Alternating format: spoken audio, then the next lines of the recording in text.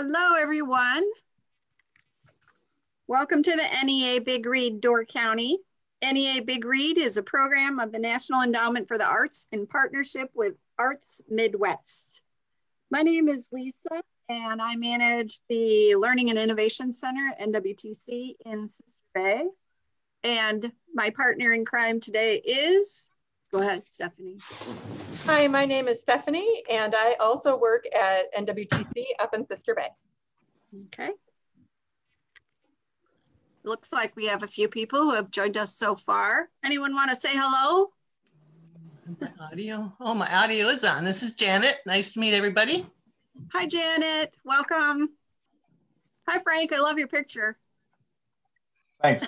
Actually, good afternoon. I look at the clock. It's afternoon. Also joining us is Tina. You want to say a quick hello, Tina? Hi, everyone. It's good to see you all here today.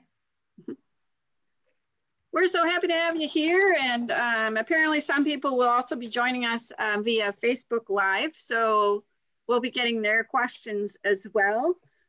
Essentially, I'm pretty laid back when it comes to book discussions. We have some questions that we can put out there, but we really want to talk about whatever you want to talk about. So feel free to chime in.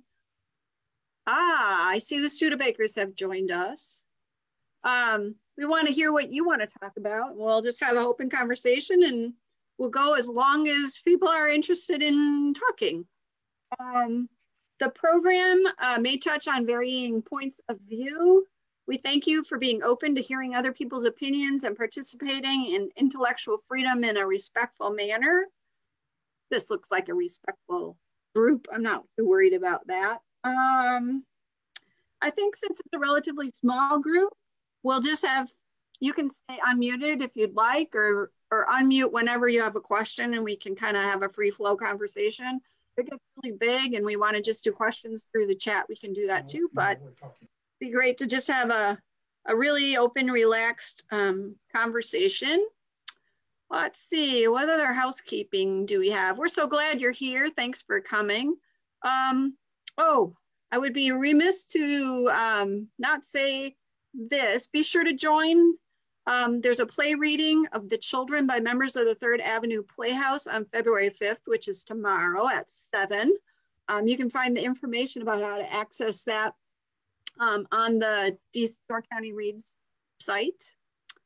Let's see, there's Zoom codes for a lot of the rest of the programs are also can be found there or at the doorcountylibrary.org calendar. Okay. And I think Lisa too will mention that this event is being recorded. Yes. And it will be available on the website of the library later. Which is cool. So you can listen to other groups' discussions too. Apparently it's been very interesting and varied. But I guess maybe we can start out with just how did you enjoy the book? Who or what did you find most compelling and why? What'd you think of it?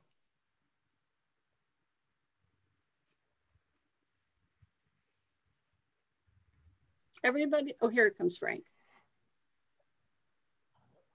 I'll just jump in and say hi to everybody first. And yeah, I enjoyed the book. It's very different from what I would normally read, but that's what book clubs are good for, is leading you to good and sometimes bad treasures, but still you learn more. I just left another Zoom meeting from the Great Lakes Great Books Book Club where we discussed the book, and I just wanted to join in here and see what y'all had to say and see what I can contribute. So enjoyed the book. It's different, kind of a dystopian thing, but interesting. Is there anything? Oh, go ahead, Stephanie. I would agree with you, Frank. It's not necessarily a book I would have picked either. And I was a little bit worried at first because I wasn't sure I wanted to read sort of a pandemic book during the pandemic. So that's something that I'd like to hear about from other people too, how they felt about that. And Tina, correct me if I'm wrong. You started looking at this book well before the pandemic ever happened. So it's somewhat coincidental that it was a pandemic book about during a pandemic. Oops, you're muted. Thanks. It's a big coincidence, actually, because we had been talking about this book late 2017 and into 2018. And to be part of the NEA Big Read, we need to put in a grant request. So our grant request was finally, after several other books in between, then in 2020, we had to put in a grant request in January of 2020. And we were still not really part of the pandemic at that time. So when we found out that we had gotten the grant award, we were in a pandemic here. And yeah, it's just a huge coincidence that this book landed at this time, because it could have been it could have been 2018 or 2019 or 2020. But because of the way things lined up with other books and grant process, this is what happened. So it's a total coincidence. Mm-hmm. So how do you think, or I guess the question is, did the current pandemic affect your reading of this book? And if anybody has read it before the pandemic, that would be interesting too. But did the pandemic or current COVID pandemic affect your reading of this book? Or how might it have?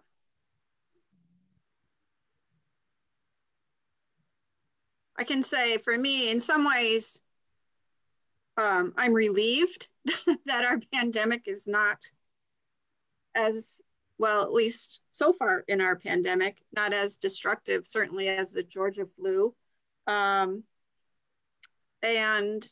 the book did make me think about what I would miss most if I was found in that kind of situation for whatever reason. So that was kind of interesting to me. Certainly, there are many things I miss now, which we might at some point want to talk about that too. But how does the current pandemic fit into your reading of the book, or whether you like the book or not? One thing that I felt about with this book that really rang true was how, when it first happens, it seems like very fast, like the pandemic just happens very fast. Like his friend calls Jeevan and then suddenly it's happening. And I remember, I have two kids in school. I have one in college and one in high school. And I remember it feeling really fast that week in March when suddenly things changed. So for me, that part of the book actually felt really true in that it wasn't maybe the same day and it wasn't as catastrophic in terms of deaths, but certainly how quickly things went from my son going to high school one week to having high school closing down for the rest of the year the next week. That felt very real and was odd to read, knowing that she wrote it before this happened. Mm-hmm. Anyone else? And Stephanie had a daughter studying abroad, which you quickly had to figure out a way to get her home before Ireland closed their borders. That was crazy. That was tricky. That was very tricky. I talked to her on March 10th, which was her birthday. And by March 13th, she was back in Door County. Wow. From Galway, Ireland. So that was a really big bummer. And again, it happened really fast. It was pretty scary for a while. I remember, because it was like, are you going to be able to get her out? Or seems like you guys, were you on the phone practically overnight trying to get flights booked? And she was scared and packing her things, trying to figure out how to pack everything in 24 hours and get back to the airport in Dublin. Trying to figure out what was the best method. And in the end, we just ended up buying a one-way ticket, not trying to get her rebooked because we were too worried that the planes would be full. Going down to O'Hare and having tons of planes all emptying out in this very small space at the same time as people were flying in from all over the place. So yeah, it was very, it just happened very fast, and it was difficult to navigate at the time. Mm-hmm. And that same scenario happened in the book. Remember, there was a lot of air traffic going back and forth when people first were aware of the pandemic. So the author seemed very prophetic. I mean, she wrote this back in, what was it, 2014 or something? So, wow, she was right on target with several things that happened. Mm-hmm. I did read the book earlier. I'll just pop in on the question you were talking about, Lisa. I read the book last year before I started helping write the grant request. So the book, I just read through it because I needed to. And I actually had a hard time getting into the book the first 2 or 3 times that I tried to start it. So I did finish it and read it so that I knew what I was talking about to do the grant request. And then for this event, I had to read it again because I'm leading a book or discussion or two. And I wanted to just see what it was about again and refresh my memory. And the book was a totally different book the second time.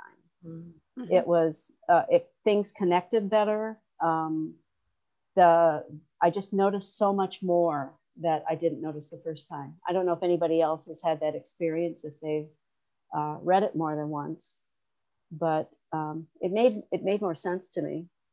Mm-hmm. And I really was able to see how prophetic the author was because of being in a pandemic now, as opposed to last fall when we weren't.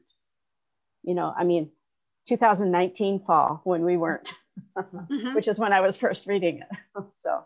Mm-hmm. Context of it. Oh, go ahead. Makes it so different and approachable. Like you said, if you'd read it a couple of years ago, you might read a little bit, and it's that type of a book, and I don't know that I'm so interested. But now we go, you know, you get into it just a few, parts of it. It's like, whoa, here, that's what it could have been like. Thankfully, isn't and won't be. But my goodness, you know, we're talking to the other book club. It's like you realize after going through this how much all of the things that we rely on in life are hanging on by a thread. Mm-hmm. Mm-hmm. Anyone else want to chime in? I know that, well, from the college's perspective, I mean, it was right around spring break, and then the college extended spring break so that the faculty could quickly turn all their in-person classes into online classes. I think it was kind of a rough transition, and students were confused, and we actually both worked from home for a while. The place was closed, and then we reopened.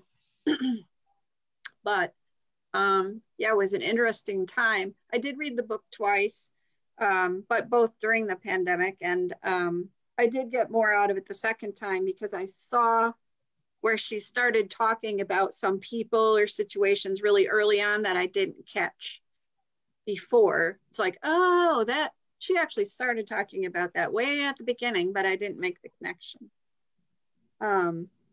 I remember too, at the beginning of the pandemic, all the hoarding that went on, the toilet paper, and even on occasion now you find empty shelves of some things. And I think that's partly a supply chain kind of thing, but yeah, still toilet paper.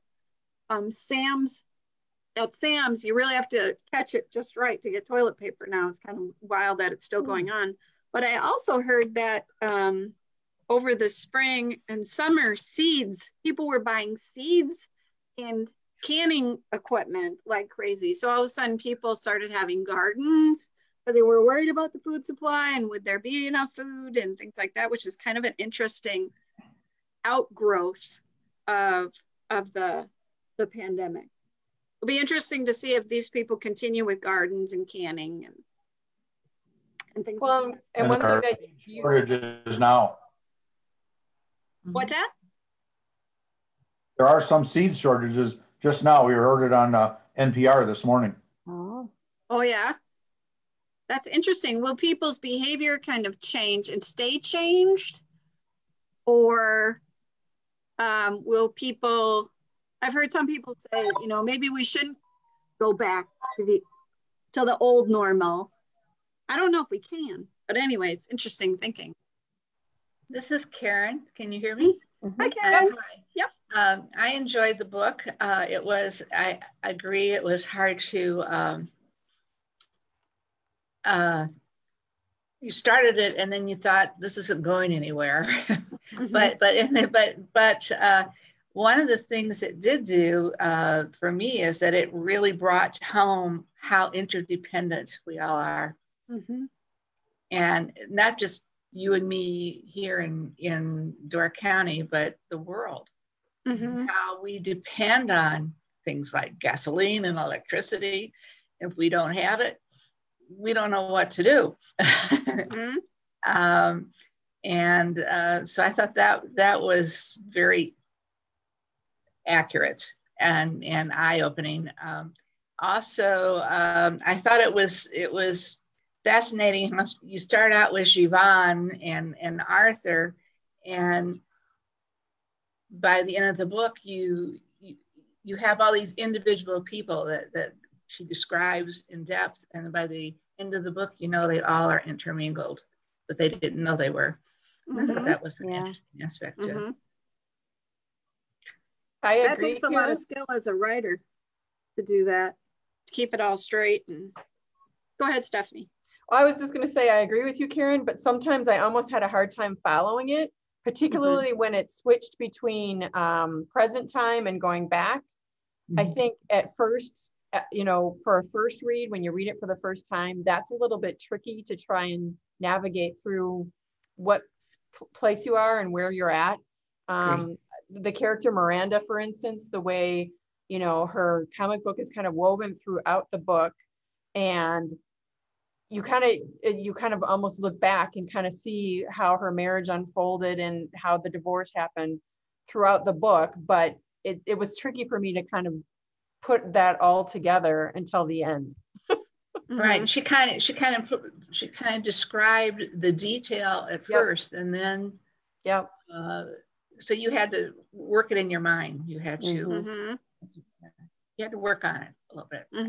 Well, and I think for me, I had to be patient. I wanted it to make more sense right at the beginning. And frankly, I don't think it did as I was reading it right away.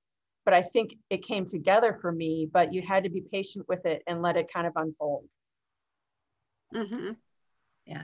My husband, Dave, read it and he didn't really care for it at all. Yeah. He didn't like those aspects. Yeah. It felt to me like it was a book I had to work at. Go ahead, Frank. Yeah, I'm putting my presentation together for the Great Lakes Great Books Club. You go out and you research a lot of other views on the book. And one person, this one made me smile, says, this book makes you feel like you'll eventually get to somewhere important, but you never do. The story, like reviewed books these days, has no point. There's no heart or moral that drifts as though the author themselves lost interest while writing it. So it's like, wow. But we all understand that it was a little hard to get into. Right. For me. Right. And I don't know, Tina, if you're going to provide anybody with that chart that you gave Stephanie and I today, but Tina had found it's a kind of a chart of who the characters are, and it was color coded with lines that just show you the relationships between people. And you see blue people kind of go together and the pink people go together. And to be honest with you, the first time I read it, I didn't catch that the prophet was Tyler. Right. I didn't either. Not right away. And actually, it wasn't even until I was looking for discussion questions the first time that I'm like, so it said something about what did you think about when you learned this? And I'm like, what? Wait, what? Well, how did I miss that? That's kind of explain the prophet was timeless. Wait, what's that? Explain. Said the prophet was timeless. Explain that.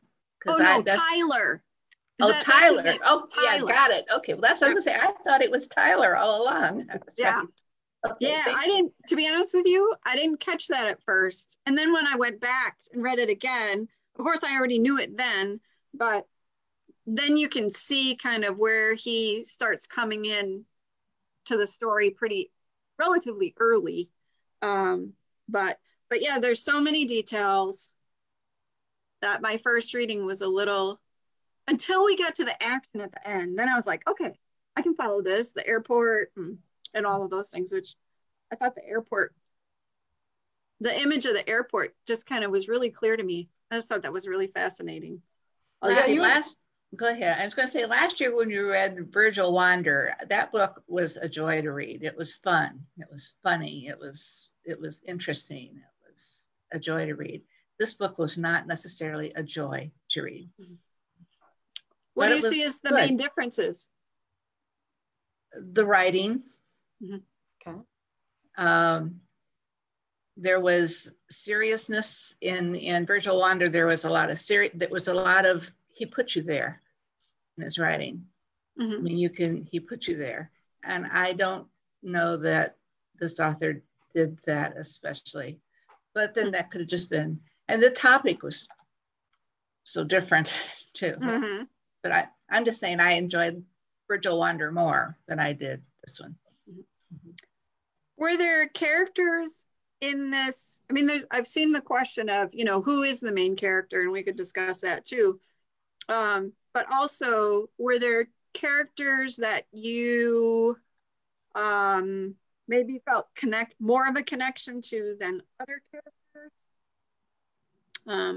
That you enjoyed more, or that you found more or less authentic? Which instrument? Say that again? Or which instrument, because they referred to a lot of people as the tuba. Yeah. Oh, correct. Right. So is the clarinet or whatever. Right. We never really learned some of their names. Nope. Interested to see that chart, and thanks to Morgan for posting the link in chat there. I was just going to ask about that, so thank you, Morgan. Oh, excellent.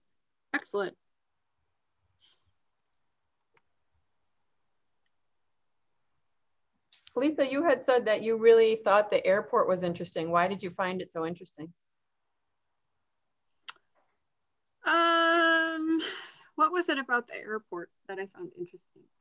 Well, I found myself thinking about, okay, if I was on that plane and it landed at this airport that I didn't really know, first of all, I was thinking, an airport is not a bad place to find yourself in this particular situation, because there are those lounges that are comfy. There's restaurants everywhere with food. There's a lot of space where you can spread out. But you're also in a somewhat confined area. I was just thinking, if I had to be somewhere, I mean, that just felt like, okay, an airport. Not so bad. It's like a little town of its own, kind of, with a lot of resources, a lot of bathrooms and soap and really all the stuff that the traveling people didn't necessarily have. But yeah, I was like, I think I could have. I wouldn't have left. Like some people left. I'm not that courageous. I wouldn't have. I would have just hung out there at the airport. But yeah, I thought, that's a great resource for people if you're going to be stuck. And then that whole plane out there with the people in it, that was just kind of that was hard. Detail. Yeah, that was hard. That was an interesting. It was unsettling. Yes. It was, absolutely.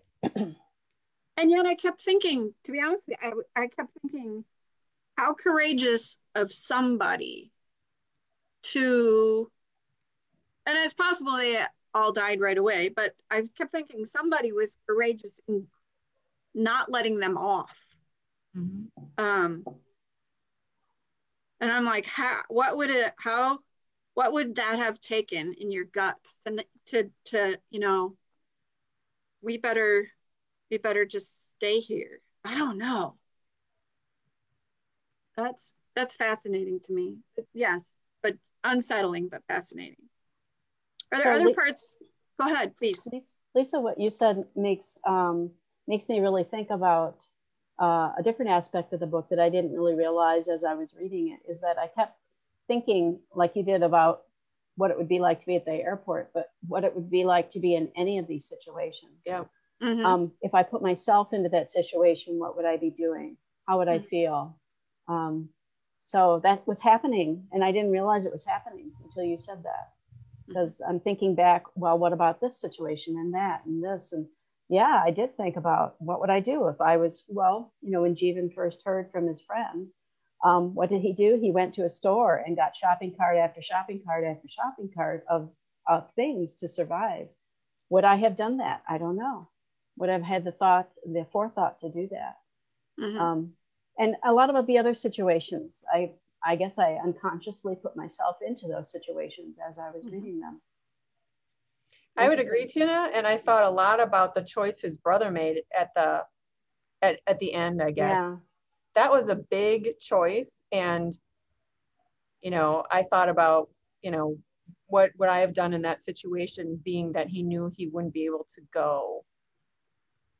Mm-hmm. I thought it was interesting that she didn't talk about the cold weather. If she's in Michigan and Canada, the winters had to be pretty rough. How did they survive? I mean, it just seemed unrealistic, totally. Of course, the whole story is a bit unrealistic. But Hope so. we didn't talk about winter. Yeah, you hope so too, right? I did, and Tina, what you're saying too, you know, every time they found a house or a school or whatever, I was like, oh, I hope they find some good stuff there. Yeah. You know, I mean, and of course they found people, but you know, I was like, oh, what are they going to find there that will help them? What would I be looking for? You know, where would I go in someone's house to be looking? And then also that the one, I think it was the guy she was with, and I can't remember what his name was, but August. He would say something over the bodies or do something, and I thought, oh wow, what an awesome gesture to include. I don't know, there were so many of those little things that you're like, wow, these people, I mean, really kind of quite something. But then I thought too, when they did find that one house that was more undiscovered and she found that dress, why didn't they stay? If it was safe, you know, it made me think, would I have wanted, or at least for a little while, would I have wanted that, you know, because at that point they were alone, they were worried about things. And I thought, and they didn't choose to stay at the airport at the end either, which I found interesting. Maybe it's about wanting to be with their family. Yep. And not wanting and to let that go. Yeah. But yeah, it would have been tempted to stay in a house that nobody had found before, and all those things that, you know, That would be super ultra spooky. But, anyway, if you'll indulge me for a moment, something I found an interview this morning between, I'm not sure who the interviewer is, and the author, and had some really great quotes that I think will be interesting to you. One of them was on the recent popularity of post-apocalyptic fiction. Say that fast. Fiction, this is what the author responded, says, a suggestion that I hear quite often is that our interest in post-apocalyptic fiction is a natural expression of the anxiety we feel. We always seem to think the world's ending. It's some sort of combination of pessimism or narcissism that it's almost as though if we want to believe or are living at the climax of the story. Someone suggested to me that this has to do with economic inequality, that we secretly desire a situation in which this entire apparatus is blown up and we all start over again on perfectly equal footing. The theory I found the most interesting was suggested to me by a bookseller in England last year. She thought perhaps our interest in these futuristic narratives had to do with the fact that there are no more frontiers. You know, it's no longer possible to set out as a pioneer and stake a claim and start a new life. Now that that's all mapped out and charted out and there are no more frontiers, that's left us with a certain restlessness that I suppose gets channeled in our interest in this futuristic speculative fiction. thought that was interesting. Oh, that is interesting. So this dystopian stuff is the Wild West. It's our Wild West because there won't be another Wild West. What do you think about that? About what Frank just shared?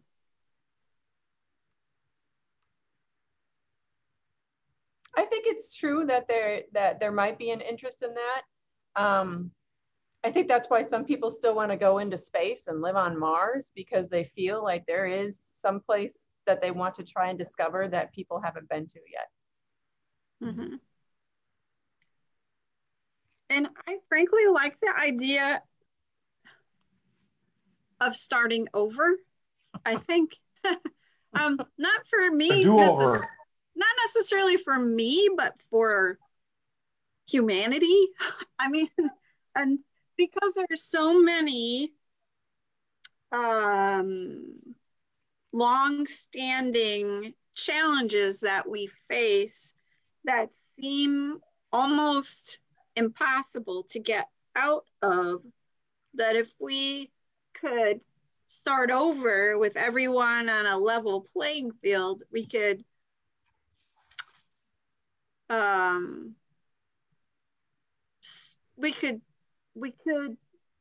don't know, we could start better. But of course that's not possible. That's not to say I'm so cynical as I don't think that we can improve our society the way it is. But I do think sometimes a crisis has a way of it really just shocking your thinking and getting you to think about things in a different way. I don't know. The alternative is it could go worse faster. Mm-hmm. Yeah, this book certainly made you think about how a lawless society would be so difficult to navigate, and that even living day to day would be a challenge. Mm-hmm. It certainly made me think about my skills. But my husband and I were talking about that. It's like neither of us know how to shoot a gun or even own a gun.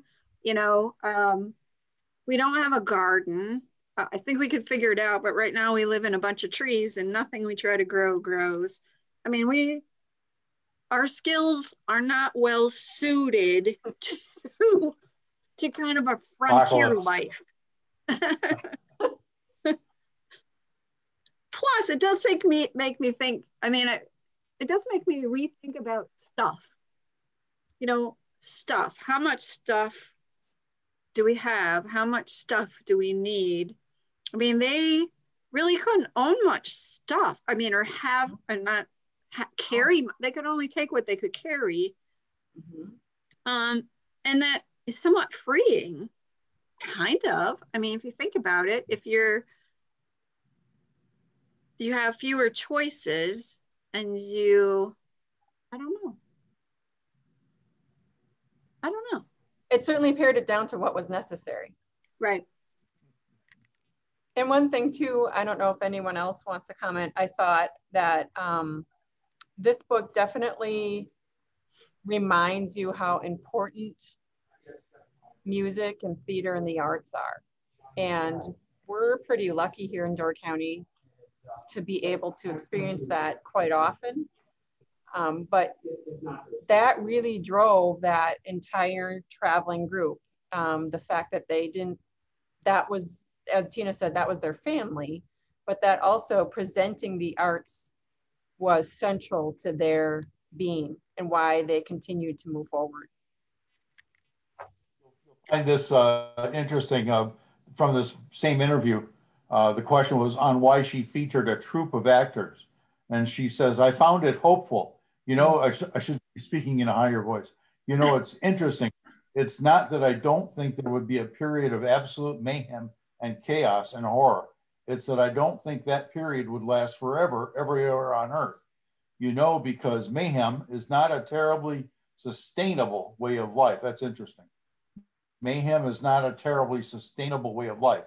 It seemed at least plausible to me that there would eventually be some kind of hope. Perhaps it's wishful thinking on my part, but I did like the idea that a Shakespearean company might be able to make it. You know, it's interesting to think about what survives. I remember describing the premise of the novel to my husband, and he said, people would want what was best about the world. How about that? I love that. Yeah. And then the Star Trek thing, because survival is insufficient, you know, just carrying on with the day-to-day isn't enough. Mm-hmm. Yep. That line came from Star Trek Voyager, an episode that aired in 1999. Yeah, that's just an interesting thing that she carried through. I like that a lot. Survival is insufficient.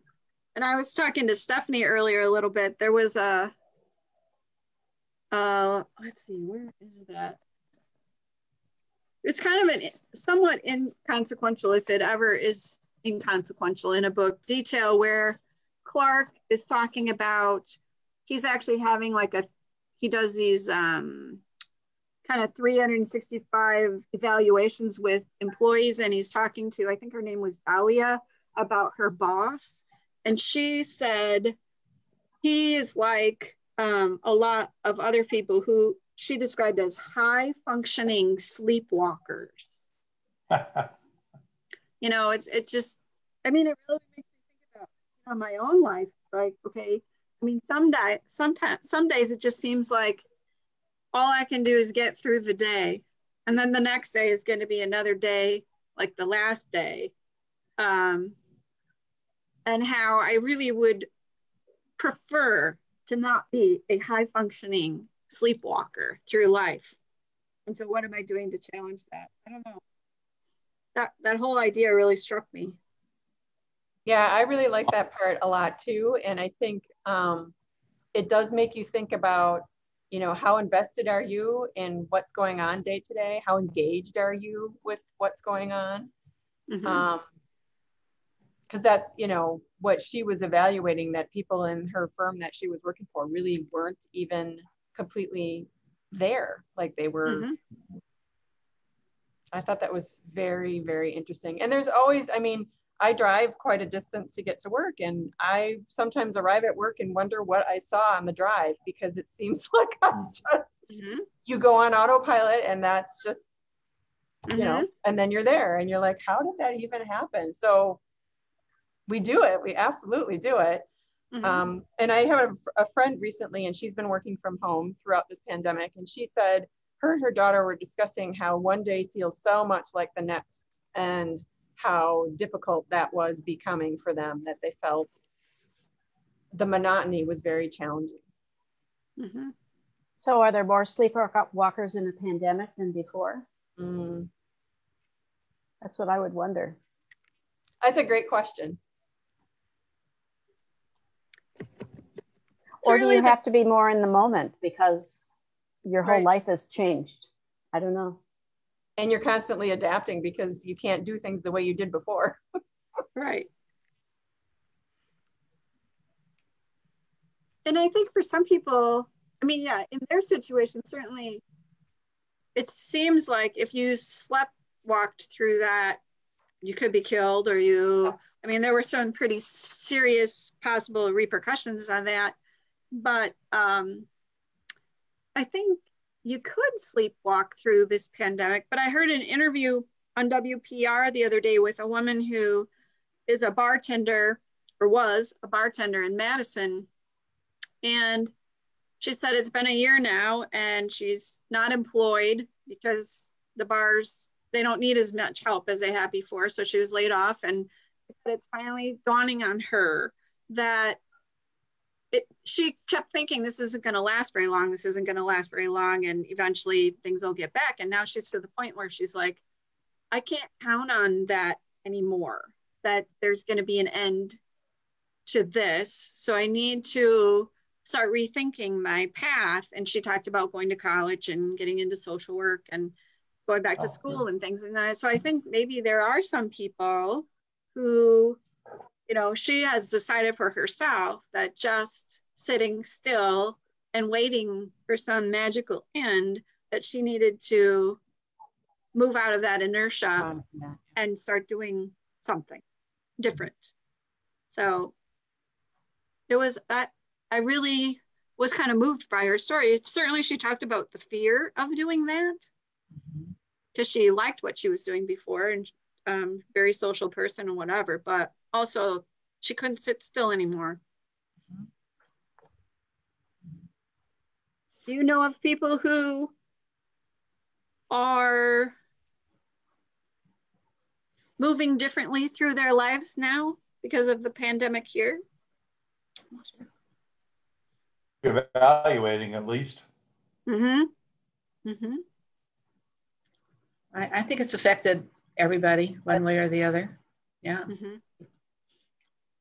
Yeah. I mean, obviously. Yeah, certainly we could sit home and wait it out. But I'm feeling like the edge of, like I need to, I don't know. So Stephanie, watch out when we get back to the office. We got to think of new stuff. There you go. Because we can't sit still anymore. We talk about dealing with it ourselves, but I think with the pandemic that we're in now, one of the things I see, I'm involved with the Door County Mask subpage and on Facebook. And the thing that we see either in front of or behind the scenes is the need for people to reconnect with other people. Mm-hmm. That's driving so much of what's causing and elongating the problem is because of our overwhelming our desire to be with other people, and that's exacerbating the problem. There it is. Where would we be without Zoom? Yeah, Yep. And you know, it's a moderate solution to the problem, but it's still not as good. I can't wait to get back to my church and my book clubs and just give out about 1,000 hugs. Yeah. Right. Yeah. Touch. I mean, we really missed the touch element, right? Yeah. So important. Mm-hmm. Somebody asked a question before about, paring back and getting rid of things and all that. And I'll refer again to this interview, which I thought was just so good. And they asked the author what she'd want to save in an apocalypse. I'm sorry for keep looking away. I'm still dealing with eye surgery. So she said, I think I'd want to save a globe. Something that came up for me as I was writing this book was how incredibly local your world would become. But here I am in Philadelphia this afternoon. If I lived in Philadelphia, I'd have no idea what was going on. Even in rural Pennsylvania, let alone Asia, how your world becomes so small so quickly. And I think it would be very easy to lose perspective and think that this was the entire world. So I would want a globe just to remember that there was a world out there. I thought that was really observant. Yeah. Interesting. Globe. Remind you of a sense of place and how minuscule you were. Mm-hmm. Yeah. Well, and they're just fighting day to day to survive. So their world is very local and very dangerous. They clearly didn't expect the town that they came into to be as dangerous as it was.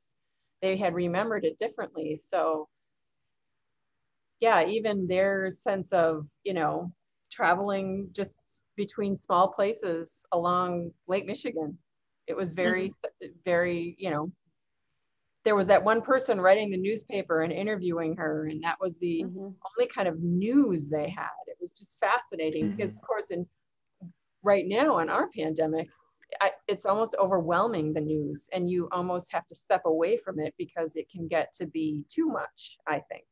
Mm-hmm. So maybe that's somewhat freeing. Could be. Yes. All of a sudden, the internet goes down and stays down for a while anyway. Would we use it differently once it came back? Hard to say. Yeah, it is hard to say. Good question, though. It just kind of snowballs. I thought it was interesting too, kind of just going off of what Frank and Stephanie said, that there was a difference between how people thought about what they were in the book. People who knew the world before and people who'd never met had never been in the world before. Like there was one character who was, he would still catch himself looking up in the air to see if there's an airplane going anywhere. Or another character thought, I wonder if somewhere on the other part of in another place in the world, there are still ships sailing, or because nobody knew what anybody else was doing around the globe. So I thought that was interesting too, you know, about the difference in how people are thinking of it. In fact, I think in one instance, some people asked others, should we be teaching our children about the world before or not? Right. Wouldn't that be distressing to them to not know, to not be able to have that world? So I think that was an interesting point for them to think about and discuss. And all the things that he saved at the airport in his little museum, what he found important to show what was before the passport and all the different little technology things that no longer worked. I thought that was really interesting. And he felt it was super important to have those to kind of remind people of what came before. And, you know, that's why we go to museums, to see that, to understand what cultures were like in different places and different times that we don't really understand. That's what he was trying to do there.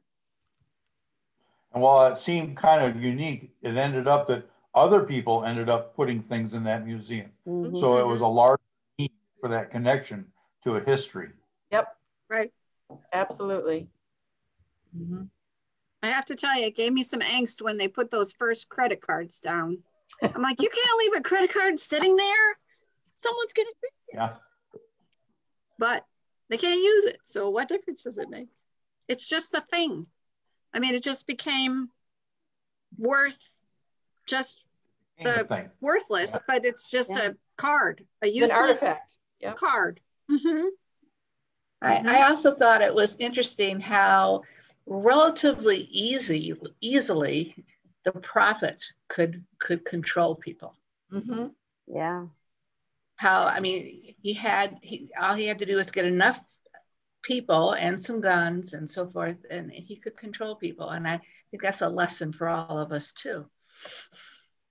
That was, Karen, the most scary part of the book for me by far. Yeah. Why do you think that was? Why do you think that was, that people just went with him that way? Fear of the unknown, total feeling helpless, like they can't take care of themselves. There had to be an awful lot of fear. So they have some person who seems to have answers, or at least is willing to, claim to have the answers. They claim to have answers. And that, I mean, every time we go to the polls, we have to keep that in mind when we vote as well. Correct. Because there are always, those people are there. I mean, she picked on reality there. I mean, there are a lot of those kind of people around. Some people will just take the lead, and does that qualify them? Right. And how the people thoughtful that are we being? Right, go ahead. Sorry, Tina. That's okay. And the people that maybe followed the prophet also, they were tired of the stress of having to think about themselves and how they're going to survive. So if somebody can step in and take that role over for them, maybe they were willing to follow him. Interesting.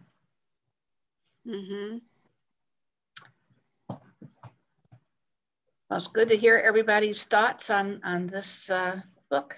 Thank you. I agree. It was a very thought-provoking read, and not one that I would have picked to read. So that's one thing I like about the program, is that it picks books that I might not normally pick. I'll admit I had kind of a bad attitude about reading a pandemic book in a pandemic, because I thought, well, I'm already there and it kind of sucks. So why would I want to read it? Thank you for pushing forward, Stephanie, with that. I know. Is it a hopeful book or a hopeless book? Or somewhere in between? I think the ending leaves you with a chance to be hopeful. You wonder what they're going to find when they travel to that last place. I mean, clearly it could really be bad too. I mean, you could really envision it going either way. And I think that's interesting, that she doesn't really lead you in one direction or another.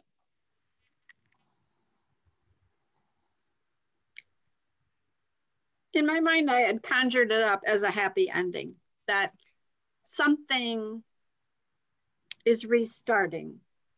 Something is restarting. But yes, of course, you don't really know what that is. But I think some people are kind of so looking for, I don't know, something that gives them some sense of promise or hopefulness that, I don't know. I almost think I would go with them. To see what it was? Yeah. You'd leave the airport, but you liked the airport. I do like the airport.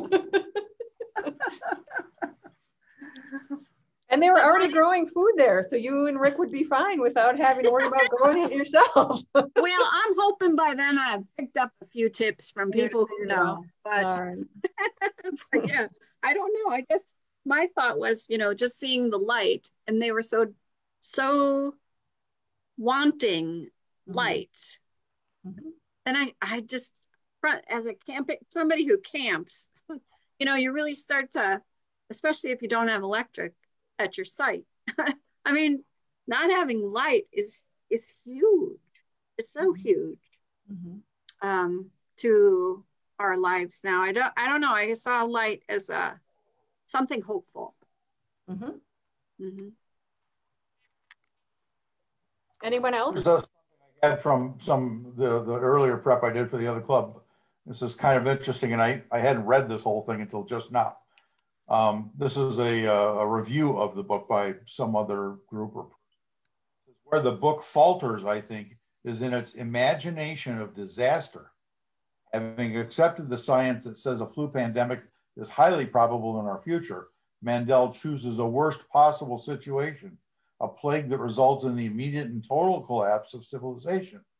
But the survivors do not think, act, or speak like people struck by such a cataclysm. For the most part, they do not behave very differently from people living in ordinary civilized times. Hunger, thirst, and exhaustion are alluded to, but there's no penetrating sense of the day-to-day struggle of vulnerable human beings lacking the basic amenities of life. Although we are presented with a significant villain in the figure of the prophet, readers may wonder why few bad guys appear to have made it to year 20.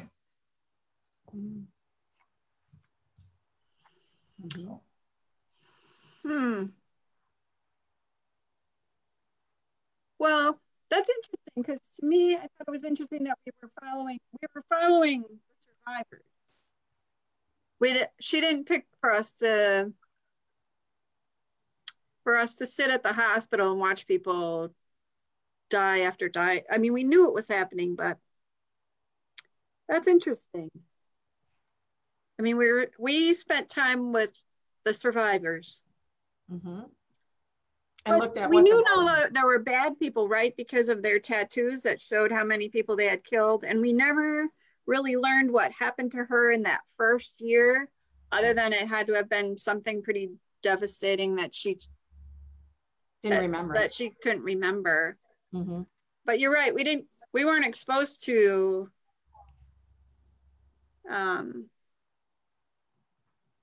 directly, we weren't exposed to a lot of what might have been the really bad stuff going on. A lot of it's 20 years later too, though. Yep. So maybe some of that has been modified, moderated at some point. I don't know. Yeah, I kind of like that she went kind of far out and didn't spend too much time on the immediate, because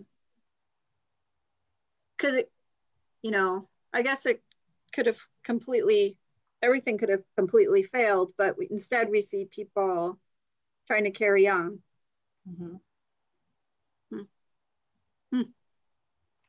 I want to know what she's going to write about next, so we know what to be scared for. Well, Well, I'm not familiar with any of her other books. Does anyone know? Does she write about all different kinds of things, or? She says that she was worried about being pegged as a crime writer. So that can kind of tell you crime fiction. That can kind of tell you what her books before were, where they were headed. And that's why she wrote this book, because she didn't want to be pegged as a crime fiction writer. Okay, interesting. So, yeah, but this is a question we can all ask her on February 11th. Yes. We can find out, what are you writing next? That's right. When is that? It's February 11th at 7 p.m. She will be talking with us all at that point. I think we'll enjoy it. I've already just done a little bit of talking with her to prepare for that. And she's just a really engaging speaker and very pleasant. And, awesome. Yeah. She's a really interesting story. They're taking questions for that to pose to her at that meeting. So she'll have been able to see. Yep. But also, if we don't have enough questions, or if somebody wants to ask one in chat, we'll be looking at chat during that time too. So very cool. Are there things? Got to run and get a tire fixed on a car, so I'm off to Weber's. So I will see you all later. Thanks for the conversation. Always enjoy it. Thanks for joining, Frank. Thank you. You bet. Y'all take care. You too. Stay safe. Are there other things that people want to discuss with this book? I think Karen left, it looks like. Yeah, I think we're kind of getting close to the end of our time. Would you recommend this book to someone else?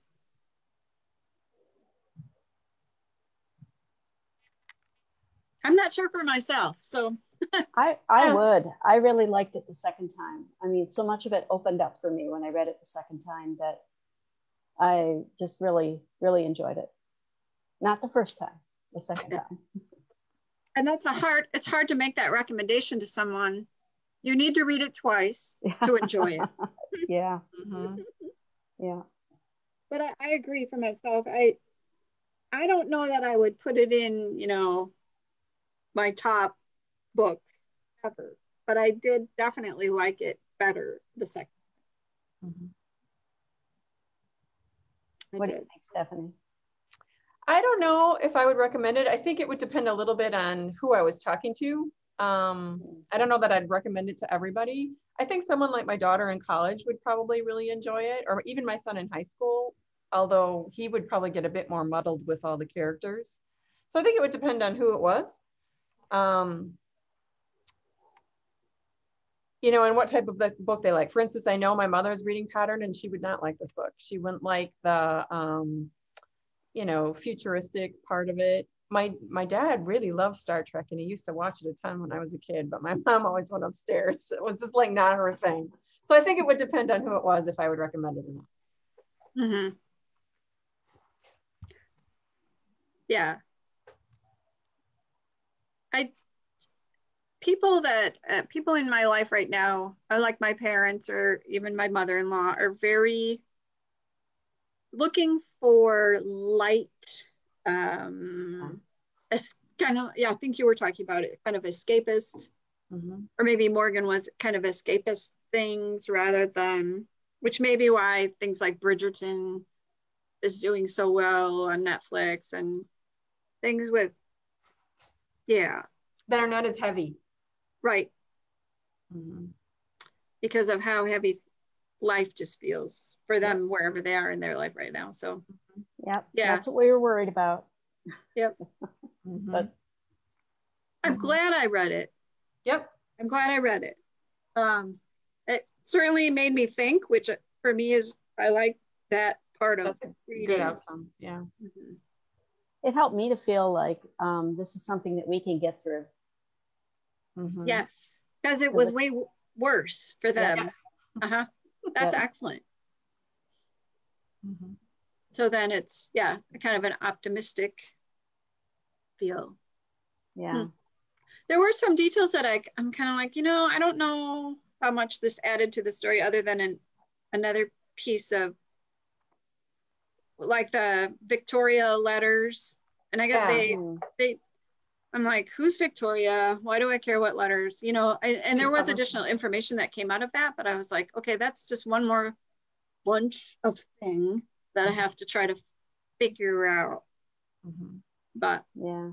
But I mean, kudos to her to try to weave it together and keep things connected. But anyway. Well, it looks well, like any last thoughts? Are we good? I guess I don't have any other thoughts. I have to do this again a couple more times, and I'm looking forward to it. Every time that I get into a different book discussion, you know, there's more ideas. There's more things to discuss with people that I didn't think of, which is why I like book discussions, because I don't think of everything. And I love it that other people do, you know? Yeah. Thanks for letting us be a part of the program today. Yes, absolutely. Thank you for wanting to do it. I'm so happy you did. And future Door County Reads, I hope that you're going to want to do it again. Yeah. Count us in.